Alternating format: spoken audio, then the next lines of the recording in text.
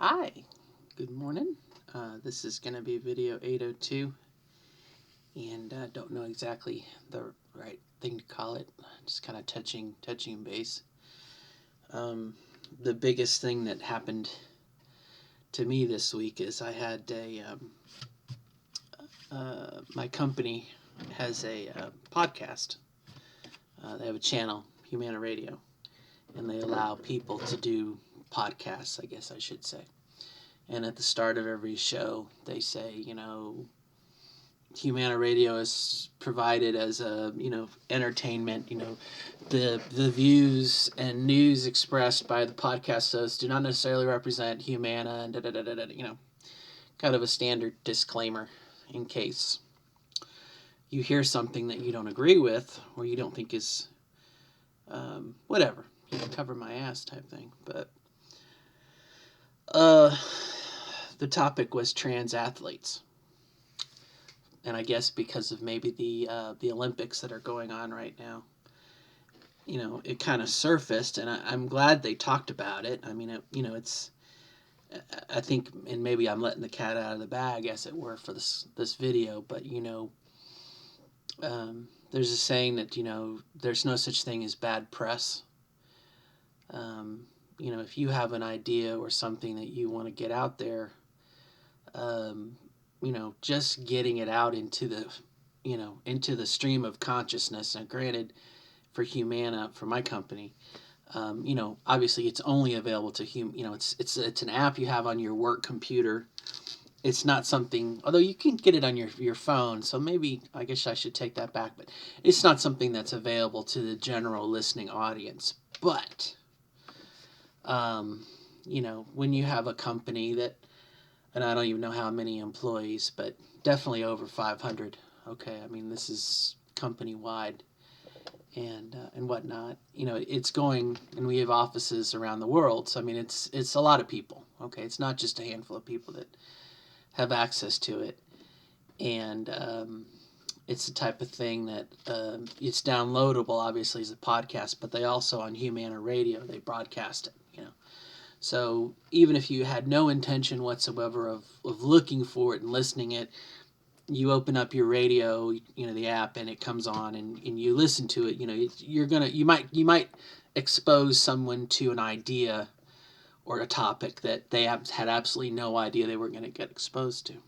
So, and much to their credit, the show's hosts, okay, reached out to Humana has a LGBTQ plus what they call a network research group, and so it's employees that come together. They every time Pride comes to, we have Pride. They organize Humana's march and the parade, and um, they sent out swag here. I don't know if you can see the Humana logo with the H, and it's a mouse pad. But you know my company believes, okay, in equality and inclusion and diversity and that type of thing. So the idea of getting a topic out there just for discussion, I think what I'm trying to drive at, probably very poorly, is it gets it out into the out in the world. Okay, and it's not everyone in the world who's going to get it, but it's you're getting an idea out there. Okay, for better or for worse. And anyway, so the podcast people reached out to the network resource group, of which I created about 10 years ago, a transgender subset of that. You could join as many as you want. And, I joined obviously the LGBTQ, but then I started the trans for trans folk as kind of a subset because I felt somewhat like transgender gets kind of like a caboose on a train with the LGBT, and it's nice to kind of you know uh, separate a little bit. You're still part of the group. You're gonna get all the benefits and everything of being part of this other group, kind of like joining a union. But this is transgender. That it's going to be a subset. Another subset. Okay. We don't have a secret handshake or anything like that. But anyway, so they came to the trans group the NRG, and were asking for our input. And of course, I missed it. I didn't get I didn't check the feed that day, and so I missed the invite, and I didn't check it when I got back anyway, so I didn't know about it. And when I did check it, it was like 2 weeks old, the message. And so I was like, oh, well, I wished them luck. I said, I'm sorry I missed this. Good luck on your show. And they're like, oh, well, it was this morning. And so it was like double, oh my God, I just missed this thing. So I went, and it's not available yet for download as a podcast, but they broadcast it on the radio. And so I haven't heard the show yet, so I can't really comment on what they actually said. But the host, and very nice person, wrote back to me. She says, yeah, I'm sorry that you missed it. I think we did a good job providing different points of view. And I thought about it, and for whatever reason, it really bothered me. And this goes back to the Assigned Male comics, if you want to Google them, and I don't know the creator, can't give you their name, but basically a trans woman, I believe in Australia, don't hold me to that, but she just is an amazing artist to begin with, a comic artist. Ooh, got a cat on my back.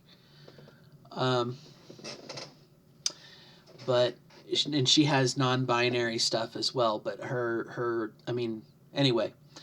But it was this comic strip, and I'll try to put a link in the comments to it. But basically, the first panel of the comic is this young trans woman, trans girl actually, and her best friend, or a friend of her that happens to be a cis boy that we know of.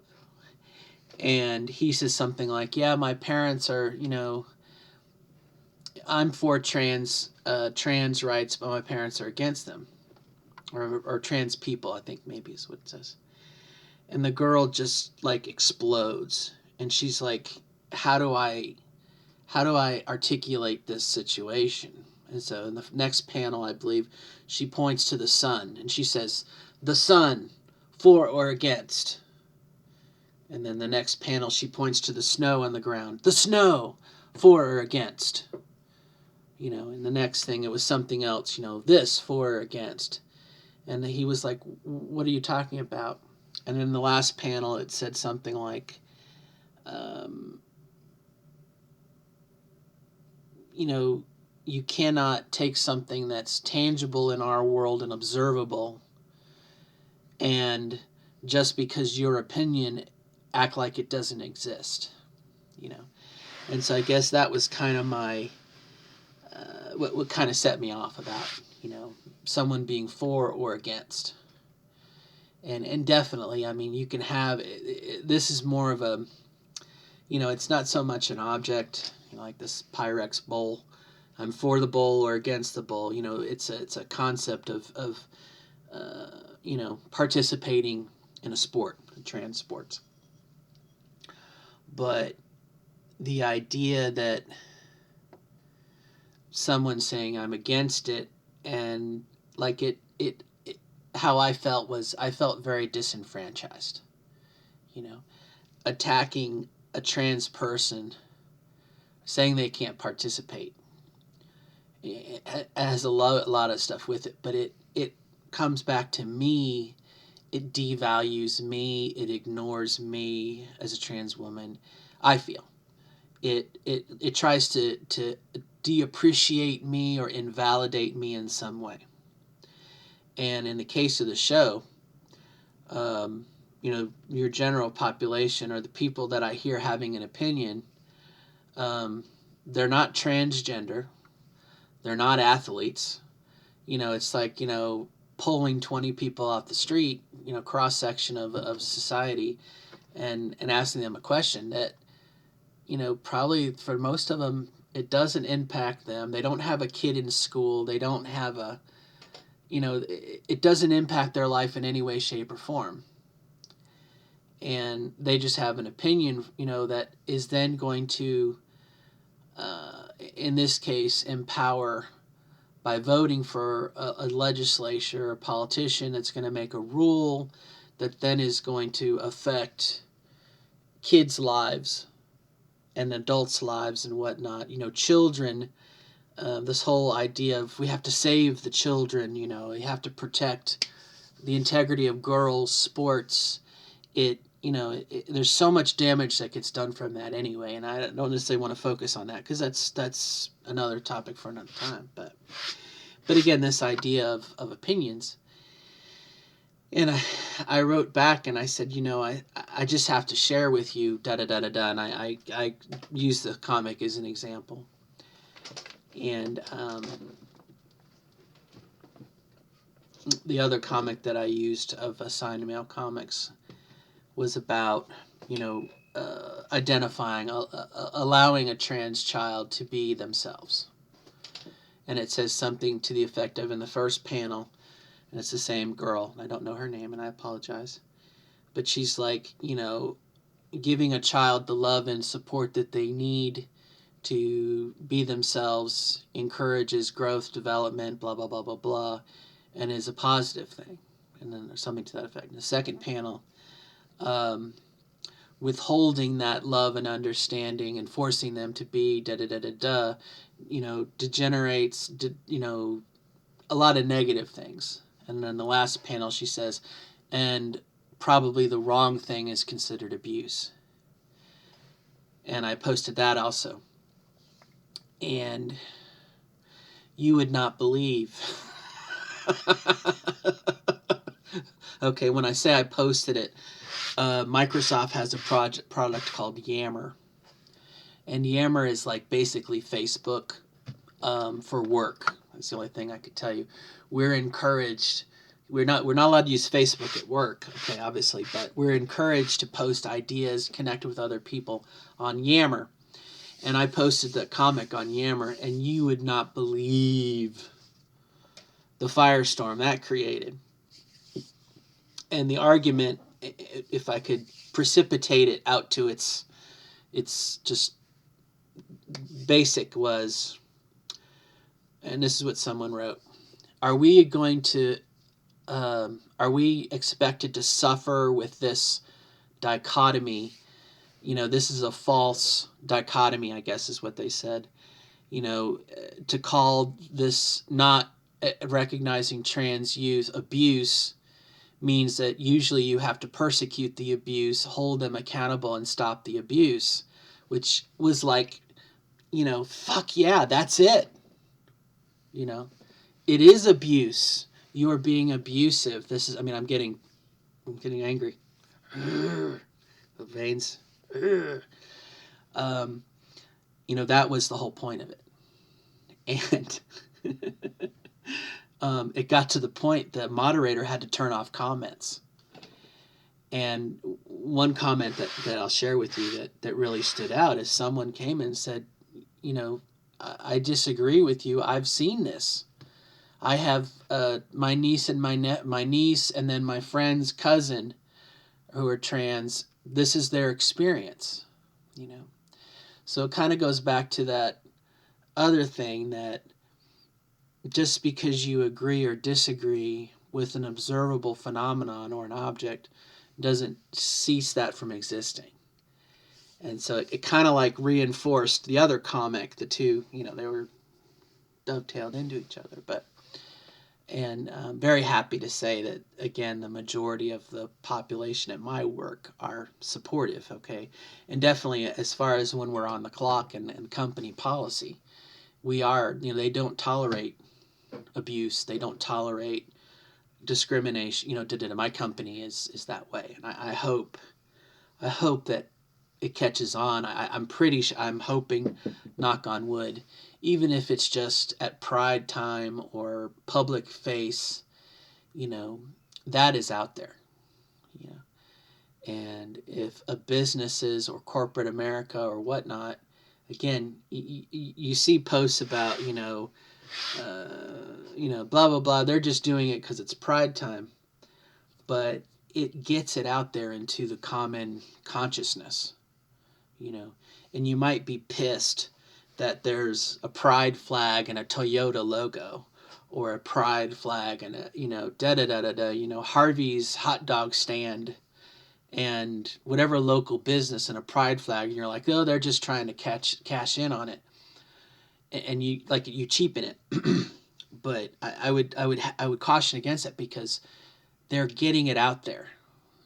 They're getting it out there, and yes, they may just be trying to cater and cash in on pride, but they're making a statement, and it's going to get out into that medium, and someone who has absolutely no idea, let's say someone who normally would watch TV like Fox News or something, or conservative or anti, blah, blah, blah, blah, blah. They're watching, a rerun of Matlock, or not the Golden Girls, but, some TV show, and they're going to be,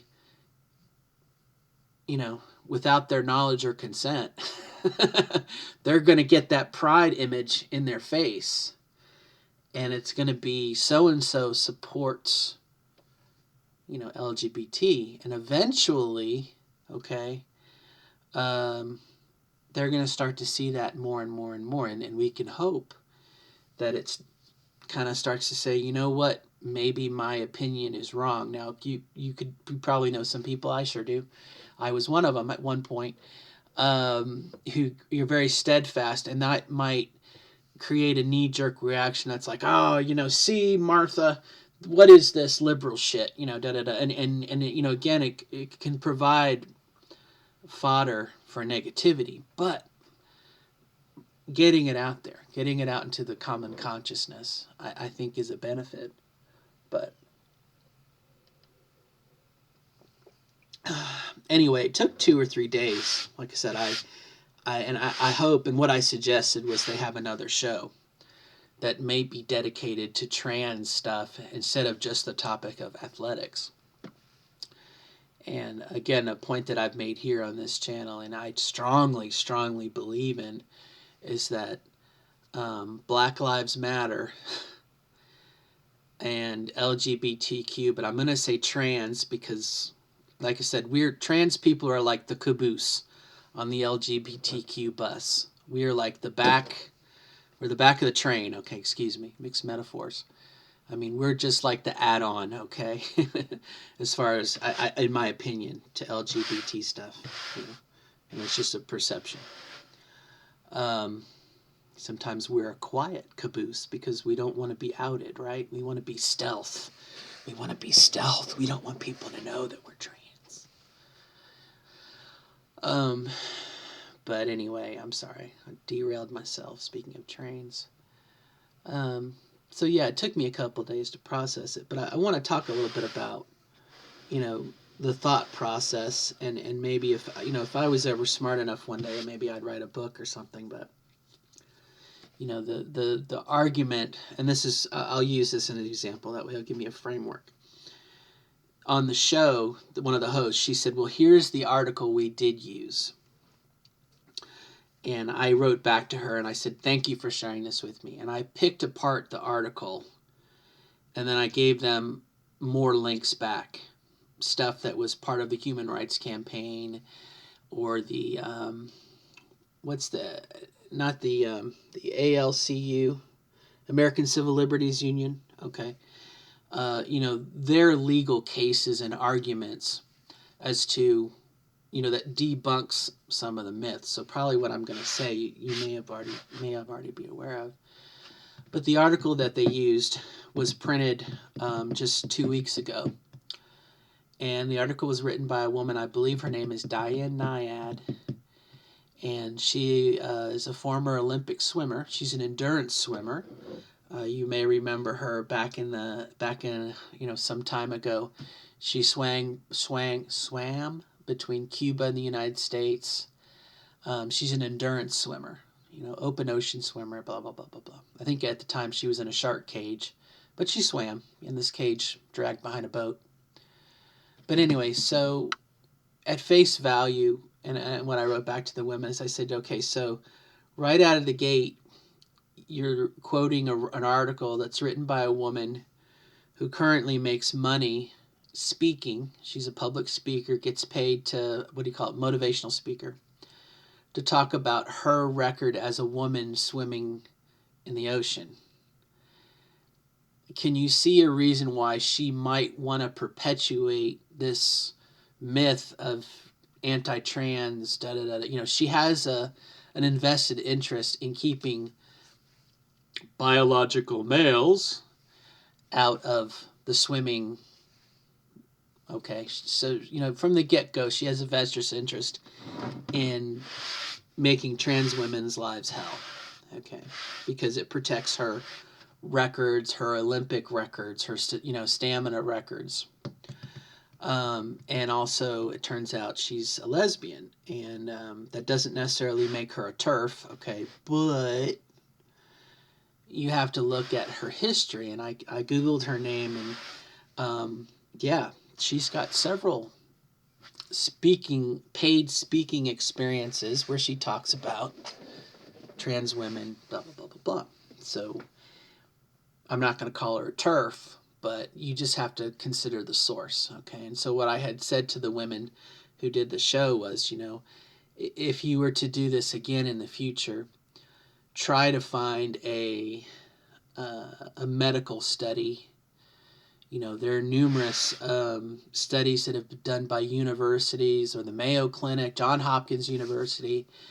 There was one study that was done at a college, and I apologize for not knowing it, where they actually had an athlete who transitioned, and they actually monitored this athlete's performance over like a 4-year period.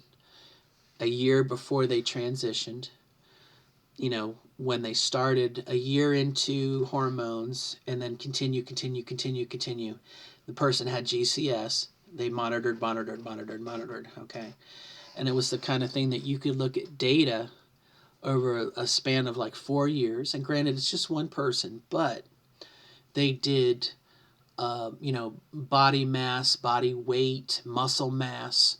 They did strength and endurance and, what muscles, it was a very good study, okay?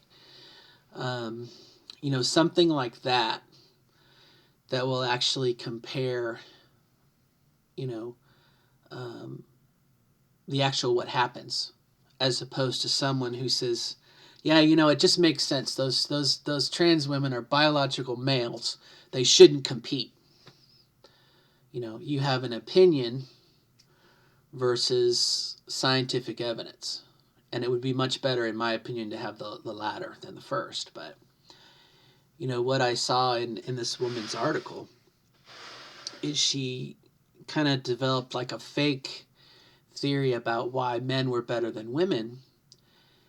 And, on face value, it reinforces stereotypes of women as being weak, that they need help, they need protection, and it like creates a pocket, that we have to protect our girls from these trans people, and it makes trans women the other. It makes us an outsider.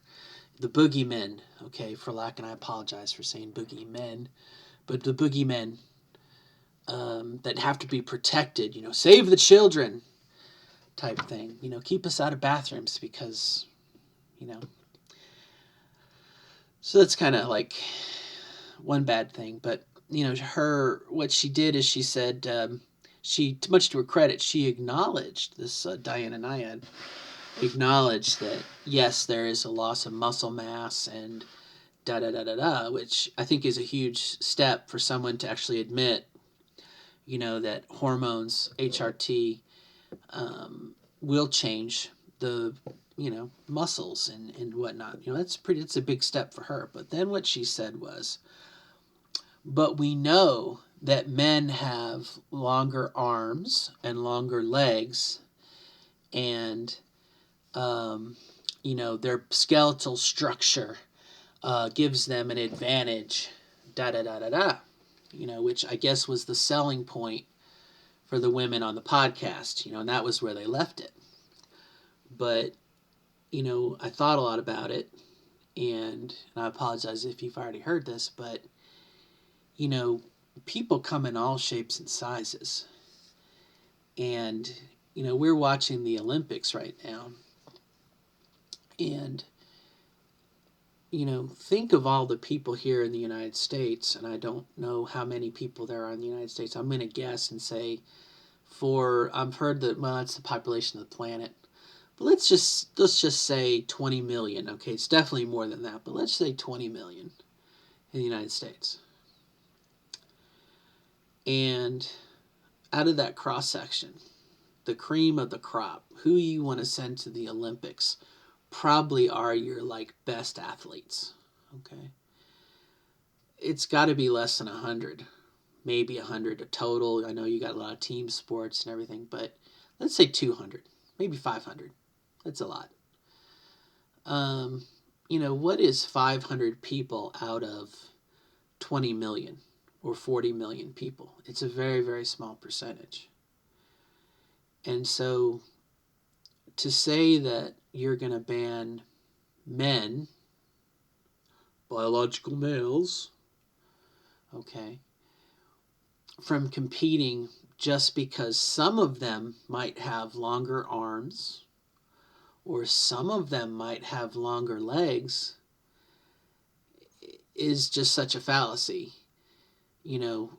Out of, let's say, 1% or 0.5% might have a longer leg or a longer arm, okay, but out of that 0.1%, how many of those tall and, let's say the advantage is being tall, let's say it's a basketball player or something like that, how many of them are going to be basketball players?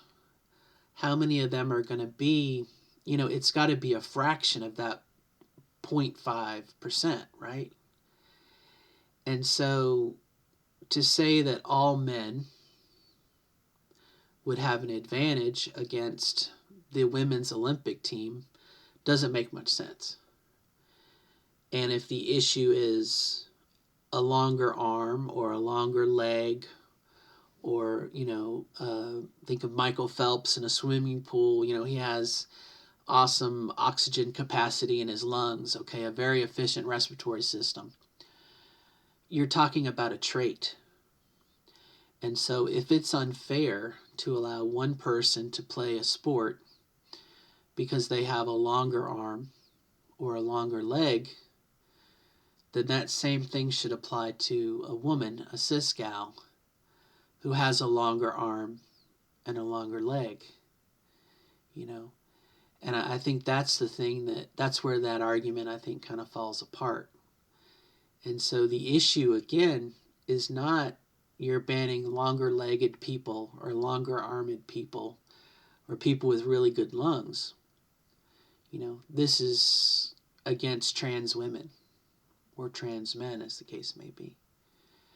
And definitely, there's a lot of complaints about trans women, supposedly, okay, that are ruining the sport. But you don't hear much about trans men. Definitely, the only thing I've heard about is wrestlers in Texas. There's a wrestler, a trans man in Texas, trans boy, who, he's a good wrestler. Okay, you hear about the Olympic, the weightlifter, okay, or Leah Thompson, I think is there. I'm sorry, Leah Thompson's an actress. She played in Back to the Future, I think. But you know who I'm talking about. UCLA or whatnot, UPenn. Again, it's not, it falls apart, I guess. And that's kind of, I think there's more to this than just that. I think we have, in my opinion, I think we have a very big misogynistic viewpoint. And I think it's changing, but definitely with my parents, okay, with my dad, and I'll say the stereotypical, now my dad is 80 years old, so we're talking 40s and 50s when he was a young person, and the environment that shaped him, women were second-class citizens. Women were, not as strong as men, whatever. And so, it's so hard to understand why a man with privilege and power wants to give that up to become a woman and lose power to become a second-class citizen, okay? And I'm not saying that's necessarily the way that it is, but I think that is the mentality that society, some people in society just don't want to acknowledge. And so I think there's a lot of misogyny here, okay? And that's one of the things about why they want to keep, trans girls out of women's sports, for lack of a better word. And you definitely can think of hormones and the amount of testosterone and everything else. And I do remember a couple years ago, a woman from Kenya that was disqualified from competing in one of the Summer Olympic Games because her testosterone was too high, and they suspected her of doping, I guess, taking steroids or whatnot. And turns out her body just naturally had a high testosterone. So it kind of blew a lot of these arguments kind of out of the water. And I shared, like I said, all my thoughts. I wrote it out pretty well. And we just kind of talked about it and talked about it and talked about it. So I think, as far as we've come, or we think we've come, there's right now in Congress, there's the Violence Against Women Act that Republican senators are killing because they don't want women and men to be equal. We have the Equality Act in Washington that Republican senators are killing because they don't want gay and lesbian people to be treated equally. We have the Voters' Right Act that Republican senators are killing because they don't want to give black people fair rights. So this whole, again, I think the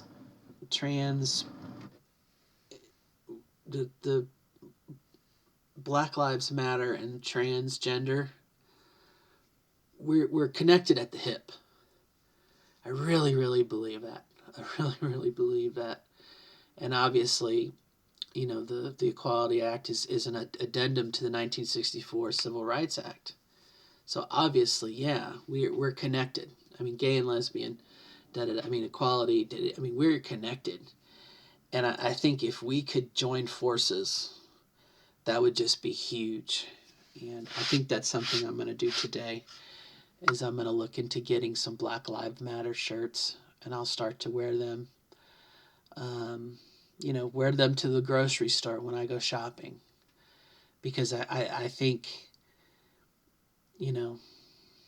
of the two, I think that's very pressing right now.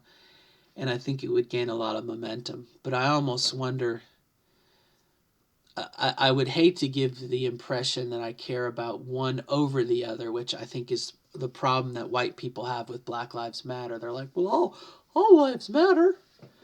But if I could have a shirt that would say Black Lives Matter, Trans Lives Matter,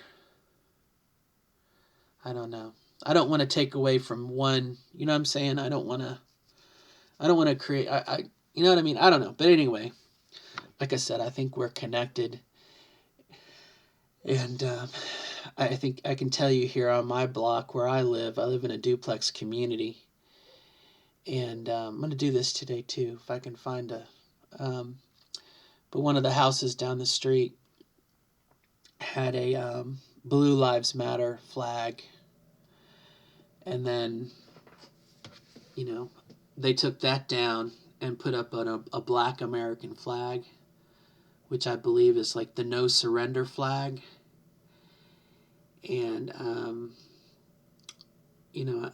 I think, again, just getting it out there, just getting it out there, and God bless the children. I mean, I'll shut up real quickly. I'll make one more point. Like I said, I volunteered at my daughter's school, and the conversations that I heard with the children there, they talked about, being non-binary, I'm asexual, da-da-da-da-da. These kids, 17, 18, I hope that they will vote when they can, I hope they will do the research and figure out which senator is going to advocate for them, which congressperson. Again, we're so focused on the presidency, but in the situation we're in right now, and much to his credit, I don't know if you follow President Biden, but he tweeted last week because of the law that's going and being debated right now, the bill in Florida about, don't be gay, don't talk about being gay, whatever. President Biden, not only is it on the White House webpage, not only does the White House have a trans ally kit, they talk about things you can do, but President Biden tweeted that he has our back. I have your back. I support you. But the president can't do anything. He can be the bully pulpit, okay? But Congress will not pass the Equality Act in the same way they won't do the Voters' Right Act. They won't do the Violence Against Women Act. So it's going to take voters to vote out these senators and House Congress folk, I don't know what you call them, representatives, to vote out the haters, okay? The people that don't want to see progress, and get people who do. And that doesn't necessarily say vote Democrat, vote Republican, vote Independent, okay? But find the people that empower, believe what you believe.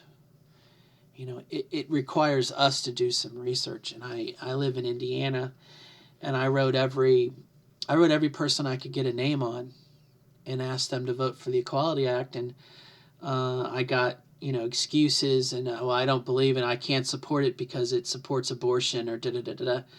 And you know what? I got a checklist. And next election, guess who I'm voting out? That's the type of stuff I think that we need. We get so focused on the president, which is important. Okay, I'm not trying to do that, but here you have the president saying he will do this. You have the House of Representatives saying they will do this, but you have the senators who won't. And so it's just going to take some time, But anyway, so that's my thing. Like I said, this week it knocked me down, and that was the other thing, and maybe that's more important for this channel is, no matter where you are, I think in this process, if you decide to transition, if you don't, if you're coming to terms with what you are, being you non-binary, trans, or whatnot, you're going to hit a landmine every so often. You're going to step on something that you had no idea was coming. Something's going to fall from the sky, or you're going to step on a piece of shit, or something. Something is going to happen in your life that might knock you down. It might take the wind out of your sails for a day or two. And it seems like a bad thing, and it can be, but at the same time, it's going to make you stronger when you process it, you think about it, and maybe you don't have a good response at that time. But when you reach out to members of, your community and your support group, and you try and figure it out, it's going to help you out the next time. Now that when I hear that the next time, I'm going to know, hey, in the case of the athletes, well, I can tell you about bones. And, is the issue really bones? Well, then we need to ban all boned people, no matter who they are, And then the other thing, and I'll end on this, I promise, I brought up non-binary. And I said, this whole trans women, trans men, I said, this is moot, because the next thing on the horizon is non-binary. And what are you going to do when you have a non-binary athlete who's not male or female? Now, one response was, I heard this, was to create basically an open category for an athlete. Kind of an anything goes type thing. Trans, non-binary, and maybe that's kind of the way of the future. Look at like Boy Scouting, Girl Scouting, and now just Scouting.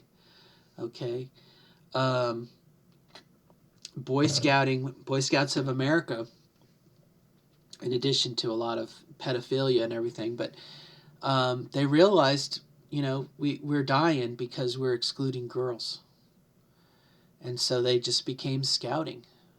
Why can't we just have not women's or men's, but whatever it is, golfing? And you see that too now with some college teams that have girl kickers. Okay, football. Um, open it up, and that was the other thing that was in the article, was about diversity. When you are inclusive, you encourage diversity and understanding. And I saw that today on a commercial for the Olympics. It showed pictures of like athletes on different countries. One athlete had fallen, and so the athlete reached down from the other country and helped them up on their feet on their skates, or you congratulated them or wished them good luck. And it said, and the tag underneath was, Visa, winning isn't everything, or there are more important things than winning, I think was the title. And that is something that I would say to anyone who wants to keep a biological male, which is totally insulting, to keep a trans woman or a trans man or a trans boy or a trans girl or a non-binary person from being in a sport, from playing in a fucking game. You're playing a fucking game. That's like saying, you can't play checkers with me. You can't play poker with me. You can't play. It's a fucking game. And you don't work games, you play games. Okay, at the start of every baseball game, they say, play ball. Play. Right? Right. It's a game. But anyway. All right, well, I've gone on way too long, as always, but I just wanted to share. Like I said, it took me down. It took me down. And again, this whole thing, it seems like it's just trans youth. In the case of a trans girl who can't swim on the swim team or play soccer. Remember Jazz Jennings couldn't play soccer with her middle school soccer team. But it affects all of us because it disenfranchises, it disingenuates us. And like the person wrote on my post on Yammer, they talked about it being a false dichotomy, that it wasn't abuse. Well, no, it is abuse. You are being abusive. And if you're not going to see that, then you're like open to, it's not conditioning, corrective. Oh, golly. What they did in Kentucky until recently. Conversion therapy, is that what it's called? In the old days, they'd electroshock you or give you chemical treatments or whatever. I'm sorry, my mind is racing. The guy that basically broke the, he was a cryptographer, and he did chemical treatments to cure him of his homosexuality. And I mean, just terrible things we've done to change what's natural in ourselves. And again, I think I'm very happy that the majority of people, and back to the idea of the kids, and then I'll shut up, I promise. I'll follow through this time. The kids, give them 5 years, give them 10 years. More and more voters are going to get these fuckers out of Congress. And, if in the case of the Republican Party, if they want to stay in power, they're going to have to change their tune. They're going to have to change their tune if they want to stay in. Once they realize that, gee, if I'm anti-abortion, I have 10 people who will support me and give me money. But if I'm pro-life, I have 10 times that amount of money and people, and this person loves power. They're going to change their tune. But anyway, that's my story. I'm sticking to it. I wish you the best of luck in becoming your authentic self, and hang in there, and we'll continue on. We'll journey on. All right, till next time.